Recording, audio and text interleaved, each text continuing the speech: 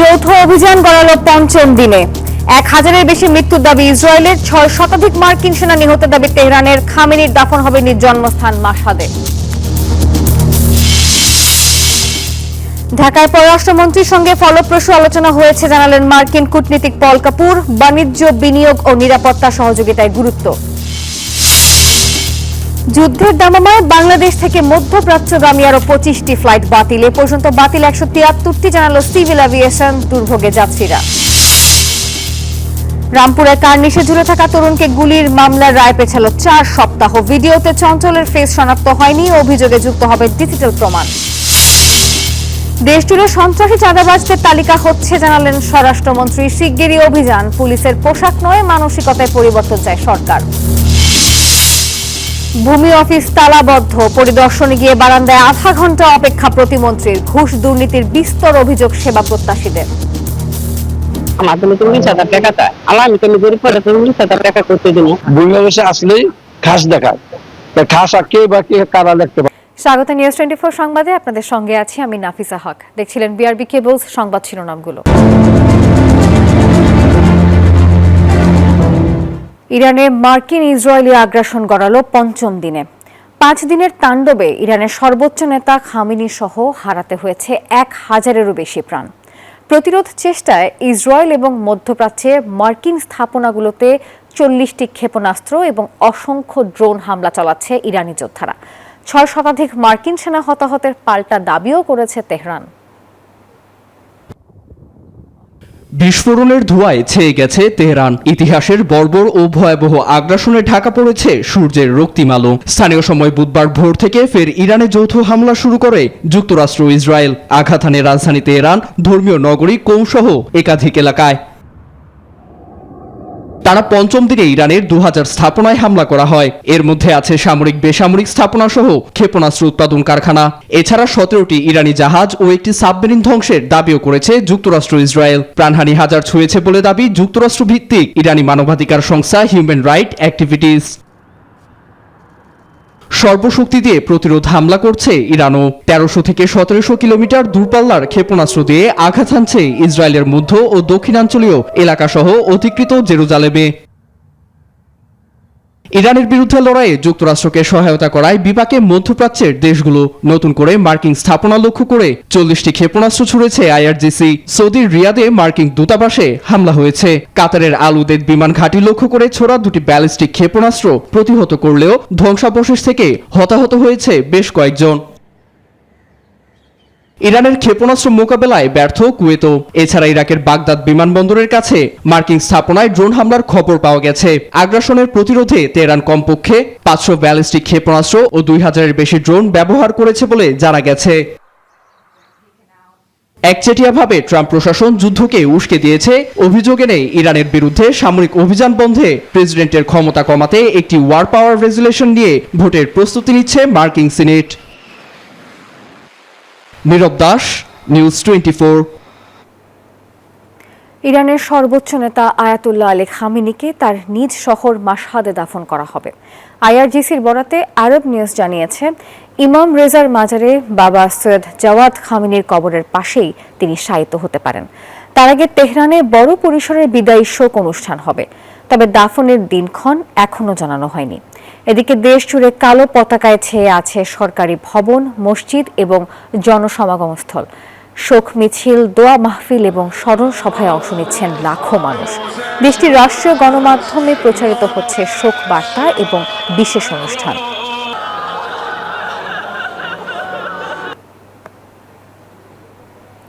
ইরানের নতুন সর্বোচ্চ নেতা হিসেবে নির্বাচিত হয়েছেন আয়াতুল্লাহ আলী খামেনির ছেলে মুজতবা খামেনি। এই তথ্য জানিয়েছে দেশটির সংবাদ মাধ্যম ইরান ইন্টারন্যাশনাল। দীর্ঘ সময় ধরে পর্দার আড়ালে থাকলেও ইরানের ক্ষমতার কেন্দ্রবিন্দুতে সক্রিয় ছিলেন তিনি। Mojtaba Khamenei office of the supreme লিডারের একজন প্রভাবশালী নিয়ন্ত্রক হিসেবে পরিচিত। ইসরায়েল যুক্তরাষ্ট্রের যৌথ হামলায় ইরানের সর্বোচ্চ নেতা আয়াতুল্লাহ আলী খামেনি নিহতের পর তার স্থলাভিষিক্ত কে হবেন তা নিয়ে চলছিল জল্পনা। অবশেষে সেই জল্পনা কল্পনার অবসান ঘটিয়ে নতুন সর্বোচ্চ নেতার নাম ঘোষণা করল ইরান। দেশের গণমাধ্যমের দাবি, ইরানের তৃতীয় সর্বোচ্চ নেতা হিসেবে নির্বাচিত হয়েছেন আয়াতুল্লাহ আলী খামেনির ছেলে মুস্তফা হোসাইনি খামেনি। 56 বছর বয়সী মুস্তফা খামেনি আয়াতুল্লাহ আলী খামেনির দ্বিতীয় জ্যেষ্ঠ পুত্র। দীর্ঘ সময় ধরে পর্দার আড়ালে থাকলেও ইরানের ক্ষমতার কেন্দ্রবিন্দুতে 2 দশকের বেশি সময় ধরে রয়েছেন সক্রিয়। অফিস অব দ্য সুপ্রিম লিডারের একজন প্রভাবশালী নিয়ন্ত্রক হিসেবে পরিচিত তিনি। সামরিক ও রাজনৈতিক ক্ষেত্রে শক্তিশালী যোগাযোগ তার। এছাড়া 2009 সালের নির্বাচন পরবর্তী আন্দোলন এবং 2022 সালে মাসা আমিনের মৃত্যুর পর দেশব্যাপী চলা বিক্ষোভ দমনে নিরাপত্তা বাহিনীকে কঠোরভাবে পরিচালনার ক্ষেত্রে তার সরাসরি সম্পৃক্ততার কথা বিভিন্ন সময়ে গণমাধ্যমে উঠে এসেছে। তবে খামেনি নিজে গত বছর সম্ভাব্য তালিকায় মুস্তফার নাম অন্তর্ভুক্ত করেনি। ইরানের শিয়া মুসলিম ধর্মীয় প্রতিষ্ঠানে পিতা পুত্রের উত্তরসূরিকে ইতিবাচকভাবে দেখা হয় না। আইআরজিসির চাপে এই সংকটময় মুহূর্তে ইরানের দায়িত্ব মুস্তফার কাঁধে গিয়ে পড়েছে। তবে মুস্তফার এই অভিষেকের মধ্য দিয়ে মধ্যপ্রাচ্যের রাজনীতিতে নতুন ও কঠোর অধ্যায়ের সূচনা হবে বলে ধারণা বিশ্লেষকদের। আফরিন মৌ, নিউজ 24। যুদ্ধ পরিস্থিতির কারণে বাংলাদেশ থেকে মধ্যপ্রাচ্যের 6টি রুটে ভেঙে পড়েছে বিমানের স্বাভাবিক যাতায়াত। শাহজালাল বিমানবন্দরে যাত্রীদের ভোগান্তি বাড়ছে। আজ ঢাকা থেকে মধ্যপ্রাচ্যগামী আরও 25টি ফ্লাইট বাতিল হলো। এখন পর্যন্ত 173টি ফ্লাইট বাতিল করেছে সিভিল এভিয়েশন কর্তৃপক্ষ, যার মধ্যে 28 ফেব্রুয়ারি 23টি, 1 মার্চ 40টি, 2 মার্চ 46টি, 3 মার্চ 48টি ফ্লাইট বাতিল করা হয়। এছাড়া বিমান বাংলাদেশ জানিয়েছে দুবাই, আবুধাবি, শারজা, দাম্মাম, দোহা এবং কুয়েতে বাংলাদেশ বিমানের ফ্লাইট পরবর্তী সিদ্ধান্ত না হওয়া পর্যন্ত বন্ধ থাকবে। এতে ভোগান্তি বাড়ছে শাহজালাল বিমানবন্দরে। মন্ত্রণালয় থেকেও নির্দেশনা দেওয়া হয়েছে এয়ারলাইন্সগুলো যেন যাত্রীদের সঙ্গে সার্বক্ষণিক যোগাযোগ রেখে যাত্রীদের সঠিক এবং আপডেট তথ্য প্রদান করে এবং তা নিশ্চিত করে। প্রয়োজনে 24/7 জরুরি যোগাযোগ নাম্বার চালু রাখতে হবে। এছাড়া উদ্ভূত পরিস্থিতিতে কোনো ধরনের অতিরিক্ত চার্জ আরোপ না করার নির্দেশনাও দেওয়া হয়েছে।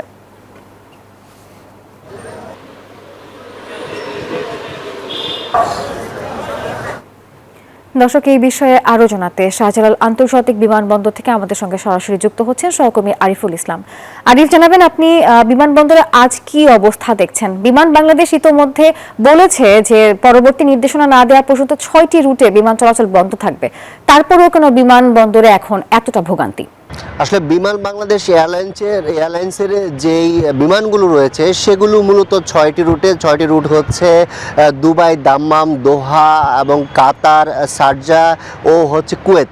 এই 6টি জায়গায় হচ্ছে বিমান বাংলাদেশ এয়ারলাইন্সের ফ্লাইট বন্ধ থাকবে। এছাড়া যে অন্যান্য সংস্থাগুলো বা এবং বৈদেশিক যেই বিমানগুলো রয়েছে সেগুলো কিন্তু চলাচল স্বাভাবিক রয়েছে এবং সেটা তাদের সিদ্ধান্ত অনুযায়ী চলবে। এটি হচ্ছে বাংলাদেশ বিমানের সিদ্ধান্ত।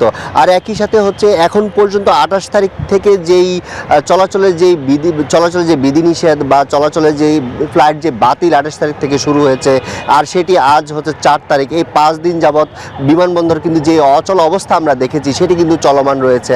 আর সবচেয়ে দুঃখজনক যে বিষয়টি, এখানকার যেই যাত্রীরা রয়েছে তারা বলছেন যে তাদেরকে এই যে ফ্লাইটগুলো বাতিল করা হচ্ছে, আবার সিদ্ধান্ত পরিবর্তন করে আবার সচল করা হচ্ছে বা যাত্রা শুরু করা হচ্ছে, এর কোনোটিই কিন্তু যাত্রীকে ফোন দিয়ে বা কোনো ধরনের খুদে বার্তা দিয়ে জানানো হয় না, এমনটা কিন্তু যাত্রীরা বলছেন।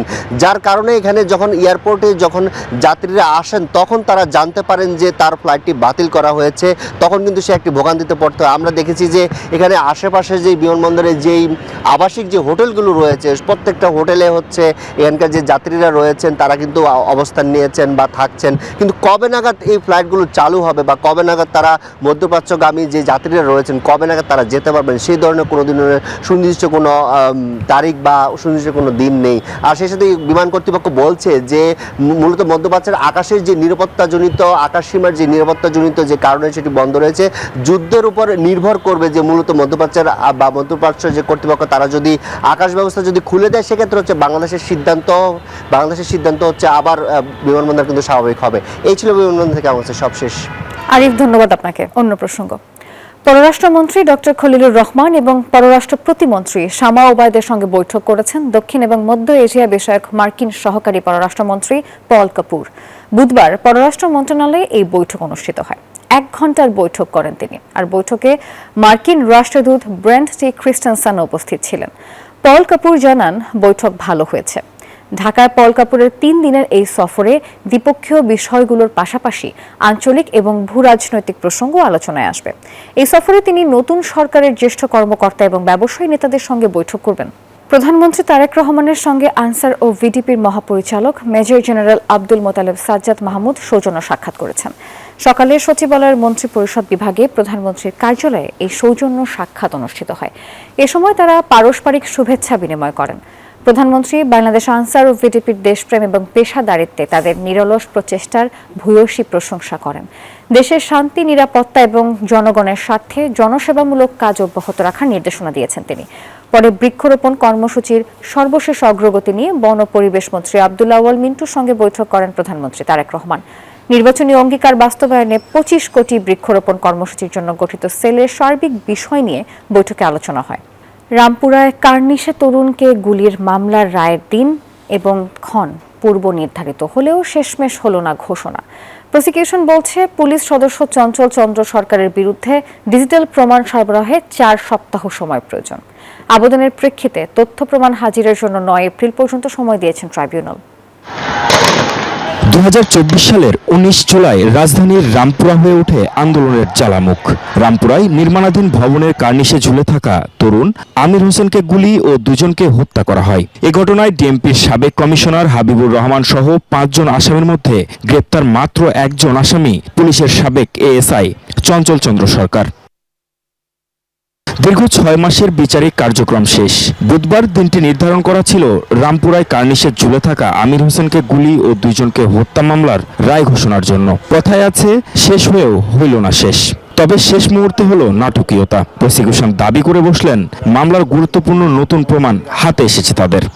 যে আসামি চঞ্চল সরকার, না চঞ্চল চন্দ্র সরকার, তার একটা এক্সট্রা জুডিশিয়াল কনফেশন আছে এবং তিনি সরাসরি স্বীকার করছেন যে কিভাবে তিনি গুলি করেছেন, কিভাবে কি করেছেন, তার নির্দেশে করেছেন, সমস্ত কিছু তিনি বলছেন। সেই ভিডিও রেকর্ডটা ইনঅ্যাডভার্টেন্টলি আমরা এটা এভিডেন্সে আনতে পারিনি। এদিন সকালে আন্তর্জাতিক অপরাধ ট্রাইব্যুনাল 1-এর চেয়ারম্যান বিচারপতি গোলাম মর্তুজা মজুমদারের নেতৃত্বাধীন 3 সদস্যের বিচারিক প্যানেলে এই আবেদনের শুনানি করেন। প্রসিকিউশনের আবেদনের প্রেক্ষিতে 9 এপ্রিল পর্যন্ত তথ্য প্রমাণ হাজিরের সময় দিয়েছেন ট্রাইব্যুনাল। আমার কাছে মনে হচ্ছে যে এরকম একটি শক্ত সাবুত এভিডেন্স যেটা আমরা না দেওয়ার কারণে আমার কাছে মনে হচ্ছে যে এটা আমাদের দেওয়া প্রয়োজন। সেই কারণে আজকে আমরা আদালতের কাছে, ট্রাইব্যুনালের কাছে আমরা আবেদন জানিয়েছি যে আমরা এই এভিডেন্সটা আনতে চাই, আমরা টেন্ডার করতে চাই।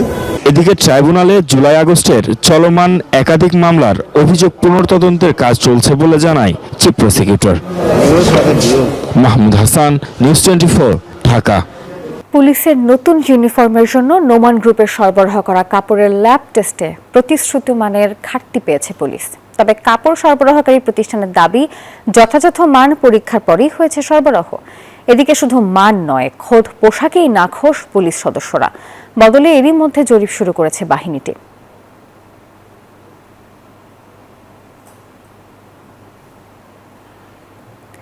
চাঁদাবাজ ও সন্ত্রাসীদের তালিকা প্রকাশ করে শীঘ্রই অভিযান পরিচালনা করা হবে বলে মন্তব্য করেছেন স্বরাষ্ট্রমন্ত্রী সালাউদ্দিন আহমেদ। বুধবার ঢাকা মহানগর পুলিশের ঊর্ধ্বতন কর্মকর্তাদের সঙ্গে মত বিনিময় সভা শেষে সাংবাদিকদের এই কথা বলেন তিনি।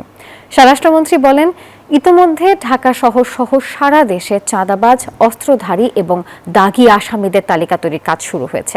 অত্যন্ত নিরপেক্ষভাবে তালিকা তৈরি করা হচ্ছে, যেন কোনো প্রকৃত অপরাধী ছাড় না পেয়ে যায়। এক প্রশ্নের জবাবে স্বরাষ্ট্রমন্ত্রী বলেন, পুলিশের পোশাক নয়, মানসিকতার বদল চায় সরকার। চাঁদাবাজদের তালিকা প্রস্তুত করে সেই হিসাবে তাদেরকে আইনের আওতায় নিয়ে আসার ব্যবস্থা করব খুব শিগগির। যারা অস্ত্রধারী, সন্ত্রাসী, দাগী আসামি, যারা সমাজে বিশৃঙ্খলা সৃষ্টি করছে, তাদের একটি তালিকা প্রণয়ন করা হচ্ছে। সেটা নির্মোহভাবে তালিকা প্রণয়ন করা হচ্ছে এবং আনবায়াস তালিকা প্রণয়ন করা হচ্ছে। সেটা আমরা স্ক্রুটিনি করে তাদেরকে আইনের আওতায় নিয়ে আসার ব্যবস্থা করব খুব শিগগির। প্রতিদিন সকাল ৯টা থেকে অফিস কার্যক্রম শুরু হওয়ার কথা থাকলেও ভূমি কর্মকর্তা কর্মচারীরা আসেন ঘণ্টাখানেক পরে।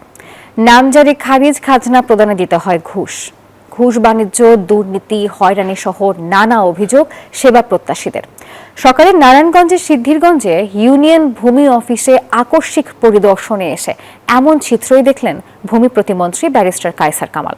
জানিয়েছেন, কেউ অনিয়ম করলে তার বিরুদ্ধে ব্যবস্থা নেওয়া হবে। ফুয়াদ হাসানের ক্যামেরায় নারায়ণগঞ্জ প্রতিনিধি শরীফ সুমনের পাঠানো তথ্য ছবি নিয়ে থাকছে ডেস্ক রিপোর্ট। সকাল ৯টা ৫, ভূমি প্রতিমন্ত্রী ব্যারিস্টার কায়সার কামাল নারায়ণগঞ্জের সিদ্ধিরগঞ্জ ইউনিয়ন ভূমি অফিসে আকস্মিক পরিদর্শনে যান। তবে এখানে এসেই তার চক্ষু চরক গাছ। অফিস টাইম শুরু হলেও তালাবদ্ধ ভূমি অফিসের নায়েব ও সহকারী নায়েবের কক্ষ। প্রতিমন্ত্রী অফিস চলাকালীন সময় এলেও ভূমি অফিসের নায়েব নাসির উদ্দিন আসেন 10:45, সহকারী নায়েব ওমর ফারুক আসেন 10টায়। দীর্ঘ এই 1 ঘন্টা সেবা প্রত্যাশীদের পাশে অফিস কক্ষের বাইরে বসে থাকতে দেখা যায় ভূমি প্রতিমন্ত্রীকে। এ সময় সেবা গ্রহীতারা নানা বিষয়ে অভিযোগ করেন তার কাছে। আমরা যে এলাকার মানুষ কোনো 2% গণ্য করা না। ভুক্তভোগীরা জানান, এখানে টাকা ছাড়া কাজ হয় না। নামজারি খারিজের জন্য ঘুরতে হয় মাসের পর মাস। আসলে খাজনা ঘাস লেগে আছে। এদিকে সবার অভিযোগ শুনে সঠিক ব্যবস্থা গ্রহণের আশ্বাস দেন ভূমি প্রতিমন্ত্রী। জানান, প্রধানমন্ত্রী তারেক রহমানের নির্দেশে ভূমি অফিসের সেবা গ্রহীতাদের অভিযোগ, অনুযোগ এবং দুর্নীতি খতিয়ে দেখা হচ্ছে। আর নির্দিষ্ট সময় অফিসে না আসায় তাদের বিরুদ্ধে ব্যবস্থা গ্রহণ করার কথাও জানান ভূমি প্রতিমন্ত্রী। আমরা সারা বাংলাদেশের প্রত্যেকটা ভূমি অফিসকে নিয়ে প্রশ্নবিদ্ধ আছে। অনেকের অভাব, অভিযোগ, অনুযোগ অনেক কিছু আছে।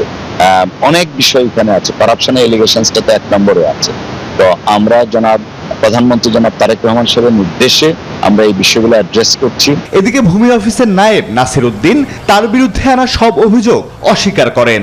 আমি যে নতুন আসছি এটা তার ধারণা আমি বলেছি, এবং আমি আইসার সেবামুখী মানুষের নাম জারি করেন, বিভিন্ন বলেন, মন্ত্রী করেছেন, নিজেও আমাদের অনলাইন চেক করে দেখা গেছে আমাদের কাজকর্ম বেশিরভাগই আপডেট আছে।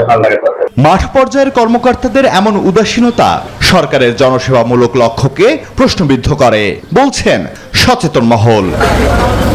Desk report, news 24। স্বাস্থ্য খাত দালাল মুক্ত করতে পদক্ষেপ নেবে সরকার। যে কোনো মূল্যে হাসপাতালের রোগী ভাগিয়ে নেয়া, ট্রলি ব্যবসা সহ সব নির্মূল করা হবে বলে জানিয়েছেন স্বাস্থ্যমন্ত্রী সরদার মোহাম্মদ সাখাওয়াত হোসেন। বুধবার সকালে ঢাকা মেডিকেল কলেজ হাসপাতালে আকস্মিক পরিদর্শন শেষে সাংবাদিকদের এসব কথা বলেন তিনি। এখনও প্রয়োজনের তুলনায় হাসপাতালগুলোতে স্বাস্থ্যকর্মীর সংখ্যা অনেকটাই কম, তবে দ্রুতই স্বাস্থ্যকর্মী নিয়োগের ব্যবস্থা হচ্ছে। একই সঙ্গে হাসপাতালের ওটি সংখ্যা এবং মান বৃদ্ধি এবং ওষুধ সরবরাহ বাড়ানো হবে বলেও আশ্বাস দিয়েছেন স্বাস্থ্যমন্ত্রী। এ সময় ঢাকা মেডিকেলের সবগুলো ওয়ার্ড পরিদর্শন করেন তিনি। তবে তেমন কোনো অসঙ্গতি পাওয়া যায়নি বলেও তিনি জানিয়েছেন। এ ধরনের আকস্মিক পরিদর্শন অব্যাহত থাকবে বলে জানিয়েছেন স্বাস্থ্যমন্ত্রী। আশা করি আমাদের সরকার, আমরা সুস্বাস্থ্যের জন্য বাংলাদেশ, আমরা এটা পালন করব। আমরা চেষ্টা করে যাচ্ছি ইনশাল্লাহ। আমরা প্রত্যেকটা ক্ষেত্রে আমাদের সীমিত সম্পদের ভিতরে থেকে আমরা স্বাস্থ্য সেবাকে মানুষের দোরগোড়ায় পৌঁছানোর জন্য বদ্ধপরিকর। আমরা দালাল বা ট্রলি বিক্রি করা যে কাজগুলি, যেমন ওই দিন পঙ্গুতে হয়েছে, একটা অফিস অর্ডার হয়েছে, আমরা এগুলি কঠোর হস্তে দমন করবো। আমরা এই যে আজকে আসলাম, আরো দেখবেন আসবো আমরা ইনশাল্লাহ, এগুলি দমন করে ফেলবো। থানা থেকে লুট করা অস্ত্র দিয়ে মাদক দ্রব্যের পরিদর্শক সিদ্দিকুর রহমানকে গুলি করা হয়েছে বলে জানিয়েছে পুলিশ। এই ঘটনায় 3 জনকে গ্রেপ্তারের পর বুধবার সংবাদ সম্মেলনে এই তথ্য জানিয়েছেন তারা। গত 2 মার্চ ওয়ারির সায়দাবাদ এলাকায় মাদকের পরিদর্শক সিদ্দিকুর রহমানের পায়ে গুলি করে পালিয়ে যায় সন্ত্রাসীরা। পরে সিসি ফুটেজ এবং তথ্য উপাত্ত বিশ্লেষণ করে এই ঘটনায় জড়িত 3 সন্ত্রাসীকে গ্রেপ্তার করা হয়। তাদের কাছ থেকে পুলিশের লুট হওয়া অস্ত্র ও গুলি উদ্ধার করা হয়েছে।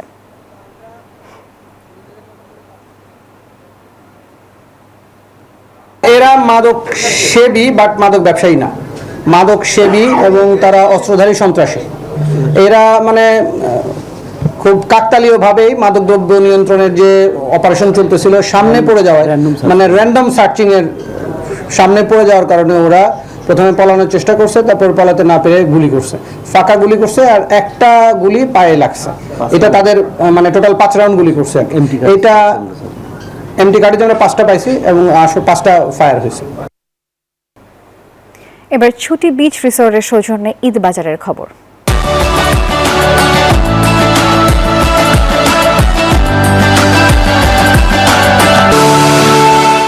দর্শক, রাজধানীর বিপণী বিতানগুলোতে জমে উঠতে শুরু করেছে এবারের ঈদের কেনাকাটা। এই বিষয়ে আমরা আরো খবর জানবো বসুন্ধরা শপিং মল থেকে। আমাদের সঙ্গে সরাসরি যুক্ত হবে সহকর্মী রাশেদ রায়হান।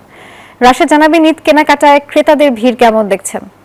ঈদের কেনাকাটার ভিড় কিন্তু একদম উপচে পড়া। সকাল থেকে এই ভিড়টি রয়েছে এবং সময় যতটা বাড়ছে ততটা কিন্তু মানুষ আরও যে আনাগোনা সেটা কিন্তু আরও বাড়ছে। মানুষের রমজানের যে ক্লান্তি সেটি কিন্তু একেবারেই নয়। এবং আপনি জানেন যে আসলে ঈদের সময় নতুন পোশাকের পাশাপাশি সাজসজ্জায় নিজেকে সাজিয়ে তুলতে কিন্তু সবথেকে বেশি গুরুত্বপূর্ণ পোশাকের পরই বা পাঞ্জাবি শাড়ির পরই সেটি কিন্তু জুতো, জামা, জুতো, বেল্ট এবং অন্যান্য যে অ্যাক্সেসরিজগুলো রয়েছে সেগুলো। এবং পাঞ্জাবির সাথে ছেলেদের যেমন লোফার, স্নিকার এই টাইপের জিনিসগুলো বেশি পছন্দ। এবং মেয়েদের ক্ষেত্রে কিন্তু ড্রেসের সাথে ম্যাচিং করে যে ধরনের যে রঙের সে পোশাক কিনছেন সেই রঙের সাথে মিলিয়ে কিন্তু জুতা কেনার আসলে প্রবণতা থাকে। কটন বা লিনেন পাঞ্জাবির সঙ্গে মানানসই নরম সোলের আরামদায়ক জুতা ইদানিং আমরা দেখতে পাচ্ছি যে বেশি জনপ্রিয় রয়েছে এবং ক্রেতারা সেগুলো বেশি ঈদের এই সময়টাতে কিন্তু নিচ্ছেন। এবং মেয়েদের ঈদের সাজে কিন্তু জুতোর গুরুত্ব আরও বেশি। শাড়ি, কুর্তা বা সালোয়ার কামিজের সঙ্গে বানিয়ে semi high heel, block heel, design slipper সব কিছু চাহিদা রয়েছে এবং সেই সব কিছুর সমাহারই আমরা দেখতে পাচ্ছি। এবারে এই ঈদের সাথে যাদের ড্রেসের সাথে সবাই যে রঙের ড্রেসটি নেবেন সেটির সাথে মিলিয়ে যাতে সবাই জুতা নিতে পারেন সেক্ষেত্রে কিন্তু একাধিক রঙের কালেকশন আমরা দেখতে পাচ্ছি। সেটি যে কালারই হোক, লাল হোক, নুট কালারের হোক অথবা সিলভার কালারের হোক, সেরকমের করেই কিন্তু আসলে মিলিয়ে মিলিয়ে ক্রেতাদের কিন্তু আসলে দেওয়া হচ্ছে। এছাড়া নারীদের ক্ষেত্রে হ্যান্ডব্যাগ এবং সাজের সে যে ছোঁয়া সেটি কিন্তু আসলে বিভিন্ন রকমের যে ব্যাগগুলো রয়েছে, glass chain bag, matching party bag, সব ধরনের ব্যাগের চাহিদাও কিন্তু রয়েছে। সেগুলো কিন্তু কাস্টমাররা ঘুরে ঘুরে দেখছেন। যাদের ঈদের কেনাকাটার শুরুর দিকেই তারা একটু সেরে ফেলতে চাচ্ছেন তাদের আনাগোনাটা কিন্তু সব থেকে বেশি এবং তারাই কিন্তু পোশাক আশাক কেনাকাটা শেষ করে তারপর কিন্তু এখন এই জুতো, তারপরে ব্যাগ, প্রসাধনী এইসব অ্যাক্সেসরিজ থেকে বেশি আসলে ঝুঁকছেন। এবং ব্যবসায়ীরা কিন্তু বলছেন তারা এবার সব ধরনের কালেকশন আসলে এবং দামের কালেকশন সব সেভাবে মিলিয়ে রেখেছেন যাতে করে কোনো ক্রেতা দোকানে এসে আসলে ফিরে না যায়, তার পছন্দের পোশাকের সাথে মিলিয়ে যাতে পোশাকটি নিতে পারেন। এই ছিল আসলে ঈদ বাজারের খবর আমার থেকে। রাশেদ, ধন্যবাদ আপনাকে। ঈদে বাসের টিকিট বিক্রির খবর জানাতে এবারে গাবতলী বাস স্ট্যান্ড থেকে যুক্ত হচ্ছেন আমাদের সহকর্মী সাদমান রাফিদ। আমরা সরাসরি চলে যাব তার কাছে। রাফিদ, জানাবেন এখনকার কি অবস্থা দেখছেন এবং কি পরিমাণের টিকিট আজকে বিক্রি হচ্ছে?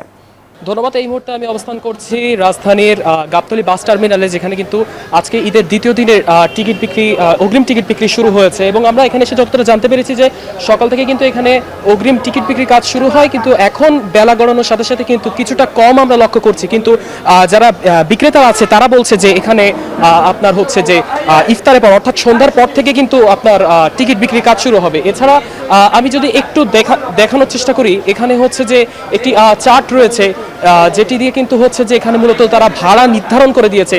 আপনাদেরকে একটু দেখানোর চেষ্টা করি। এখানে হচ্ছে যে প্রত্যেক কিলোমিটার ওয়াইজ 28 টাকা দরে কিন্তু তারা ভাড়া নির্ধারণ করেছে। অর্থাৎ বিআরটিএ থেকে যে ভাড়াটা নির্ধারণ করে দেওয়া হয়েছে সেই ভাড়াই থেকেই কিন্তু তারা মানে বাসের যে টিকিট সেটি কিন্তু তারা হচ্ছে বিক্রি করছে। এছাড়া আমরা হচ্ছে এখানকার যে বিক্রেতা ছিল তাদের সাথে কথা বলেছি, তারা বলেছে যে খুব এখানে প্রত্যেকটা টিকিটই কিন্তু খুব মানে আপনার অ্যাভেলেবল এবং তারা হচ্ছে যে এখান থেকে টিকিটগুলো কিনতে পারছে। তো এই ছিল রাজধানীর গাবতলী থেকে আমার কাছে সবশেষ তথ্য। রাফিদ, ধন্যবাদ আপনাকে। নিউজ 24 সংবাদের এখনকার আয়োজনে পর্যন্তই। ধন্যবাদ।